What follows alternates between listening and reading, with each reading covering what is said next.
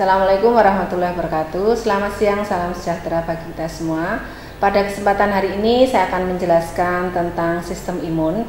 Sistem imun merupakan salah satu submateri yang ada di dalam keperawatan medikal bedah.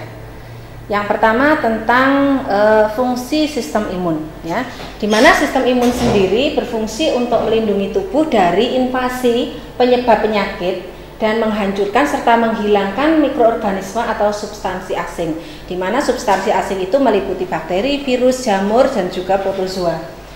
Sedangkan fungsi yang kedua yaitu menghilangkan jaringan atau sel yang mati atau rusak. Nah, di mana di sini berfungsi sebagai perbaikan jaringan. Ketika sel tubuh kita itu mengalami kerusakan, maka sistem imun dia akan berperan membersihkan jaringan-jaringan yang rusak itu, kemudian dia akan menggantikan dengan jaringan yang baru. Yang fungsi ketiga yaitu mengenali dan menghilangkan sel abnormal, di mana sel abnormal yang bisa terjadi adalah sel kanker. Ketika tubuh dia terjadi pertumbuhan sel kanker, maka sistem imun dia akan melawannya. Dia akan mengeliminasi dengan cara menghilangkan dari sel abnormal tersebut.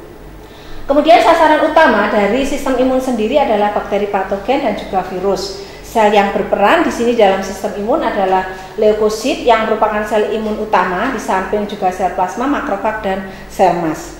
Nah, secara garis besar kita akan pelajari sistem imun terbagi menjadi dua, yaitu sistem imun yang non-spesifik dan juga yang spesifik.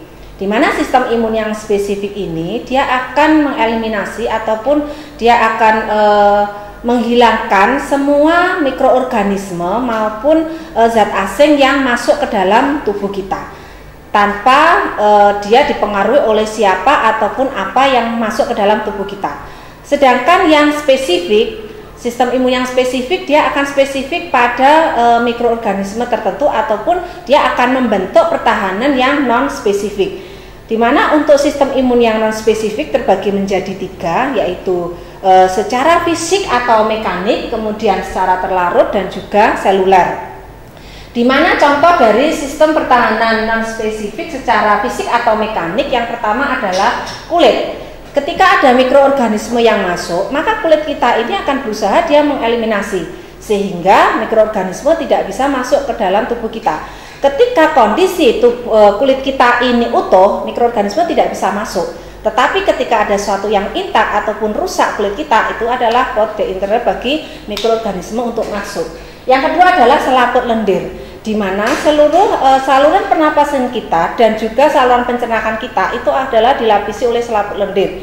Dia berfungsi juga untuk mengeliminasi dari mikroorganisme yang masuk. Kemudian silia, ya, silia ini juga berfungsi ketika ada mikroorganisme yang masuk, dia akan melakukan gerakan untuk mengeliminasi atau mengeluarkan. Nah, dengan respon yaitu batuk dan bersin. Nah, ketika ada mikroorganisme yang masuk, silia akan bergetar, kemudian akan timbul respon batuk dan bersin untuk mengeluarkan mikroorganisme tersebut.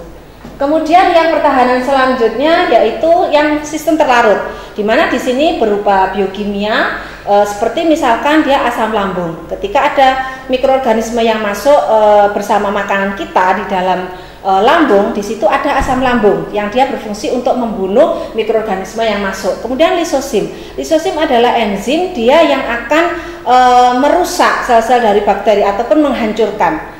Ketika ada bakteri atau virus atau jamur yang masuk, enzim lisosim ini akan bekerja untuk memusnahkan mikroorganisme tersebut.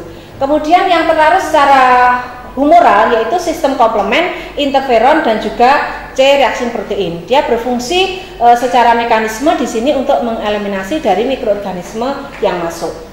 Kemudian secara seluler, yang pertama adalah NK cell. NK cell merupakan nature killer cell. Dikatakan nature killer, jadi sel pembunuh, ya. Dia pembunuh mikroorganisme yang masuk ke dalam tubuh kita yang melalui pertahanan non spesifik. Kemudian juga fagosit. Fagosit diperankan oleh makrofag. Ketika mikroorganisme itu masuk ke dalam tubuh, maka makrofag akan mengeliminasinya dengan cara memfagositosisnya. Kemudian pertahanan yang non spesifik ini dibagi menjadi dua, yaitu humoral dan juga seluler. Secara humoral diperantarai oleh sel B, di mana sel B itu sendiri dia diproduksi di bone marrow atau di sumsum tulang belakang.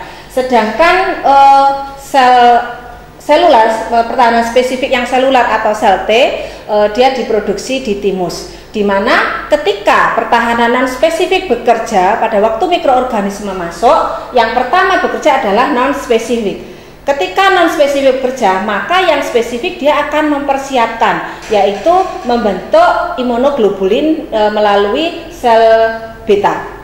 Ketika pertahanan non spesifik itu tidak mampu, maka akan bekerjalah pertahanan yang spesifik. Yang pertama adalah secara humoral, kemudian akan dilanjutkan secara seluler.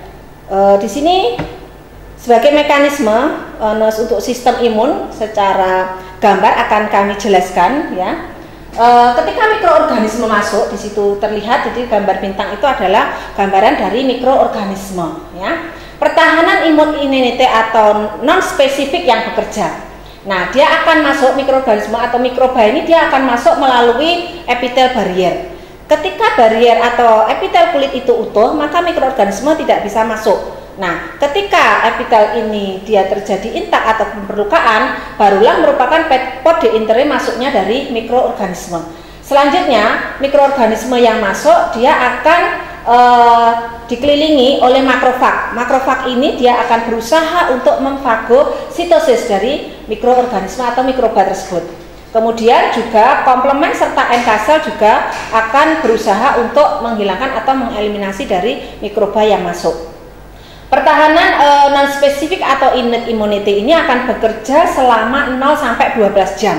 Nah, setelah dia bekerja selama 12 jam, pertahanan adaptif ataupun spesifik adaptif immunity dia juga akan mempersiapkan diri. Di antaranya yaitu B limfosit, dia akan membentuk yang namanya antibodi ya.